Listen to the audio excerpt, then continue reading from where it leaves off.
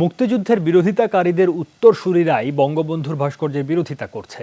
বিজয় দিবসের এক আলোচনা অনুষ্ঠানে এই অভিযোগ করেছেন তথ্যমন্ত্রী ডক্টর হাসান মাহমুদ। তিনি বলেন, বঙ্গবন্ধুর ভাস্কর্যের বিরোধিতা মানে মুক্তিযুদ্ধের চেতনার বিরোধিতা করা।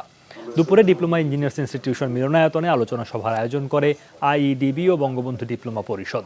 আলোচ্য বিষয় ছিল স্বাধীনতা ও বঙ্গবন্ধুর অস্তিত্ব মুছে ফেলতে মুক্তিযুদ্ধের চেতনা বিরোধী অপশক্তির ষড়যন্ত্র প্রতিরোধে করণীয়।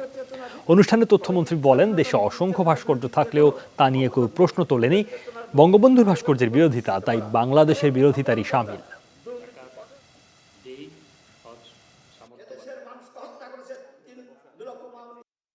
বঙ্গবন্ধুর ভাস্কর্য নিয়ে প্রশ্ন তোলা মানে আমাদের স্বাধীনতা, মুক্তিযুদ্ধ, মুক্তিযুদ্ধের চেতনা সব কিছু নিয়ে প্রশ্ন তোলা। এরা তারাই যারা আমাদের স্বাধীনতা যুদ্ধের সময় মুক্তিযোদ্ধাদের কাফের বলে আখ্যা দিয়েছিল, ফতোয়া দিয়েছিল।